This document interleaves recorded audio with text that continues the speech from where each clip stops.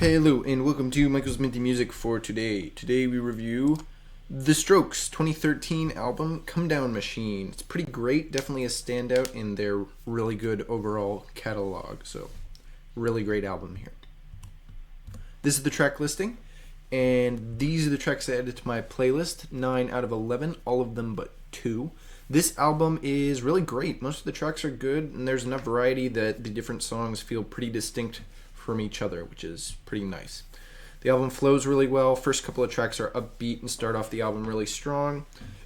80s Comedown Machine is a decent transition track into the back half of the album, which is a little bit more varied. Slow Animals offers a slower sound in between the mid to high speed tracks 50/50 and Partners in Crime. Happy Ending is a quicker penultimate track, while Call It Fate, Call It Karma ends the album with a slow, well done ballad.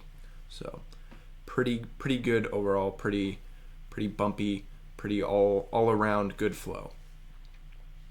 I think the opening 5 tracks are probably better than the back half of the album, but not by a lot. Both sides of the album are really high quality with a variety of sounds. But that opening 4 tracks are just really work together really well to make a good opening. The genre here is building off of their previous album, Angles, from 2011. It's got 80s pop sounds melded with 2000s alternative rock sounds. This is pretty typical of kind of where pop and rock music was in 2013, so it's not super innovative or surprising, but it's pretty good. There's definitely a little bit more rock here than in Angles, but still less than their first 3 albums. And there were 2 singles released before the album, One Way Trigger and All the Time.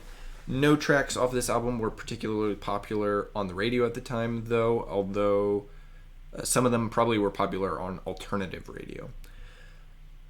rock radio. My favorite track here is probably One Way Trigger, although it was really close between it and 50/50. Welcome to Japan is also pretty good, but it works a lot better in the context of the album than sort of individually. I rank this album second out of all the Strokes albums, and this completes my ranking of their albums, so we'll go over that. The New Abnormals first, definitely the best one. Good variety, super high quality. Comedown Machine and Is This It were both really close. They're both super high quality albums that flow really well and have a good sound, but I think Comedown Machine is just a little bit more experienced, so it ends up being slightly better overall. In contrast, Angles is just a tad bit worse than their debut in terms of flow, so it is below that, right in the middle. First Impressions of Earth and Room on Fire are both definitely not as good as their other 4 albums, but they're still really good, so it's not a bad catalog overall, but those are definitely the lower 2.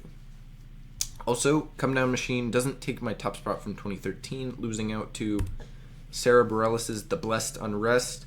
It was really close for this one. Both are really great albums that flow really well, but there are just a couple of tracks on Comedown Machine that aren't amazing, and The Blessed Unrest doesn't have any of those tracks. Pretty much every track on that album is great. So the overall quality is just slightly tilted in Sarah Bareilles' favor here.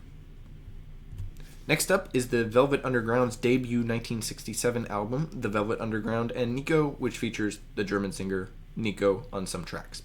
It's a pretty good album that I've heard before and has aged really well in my opinion, so I'm excited to review it. Stay tuned for that, and as always, stay minty.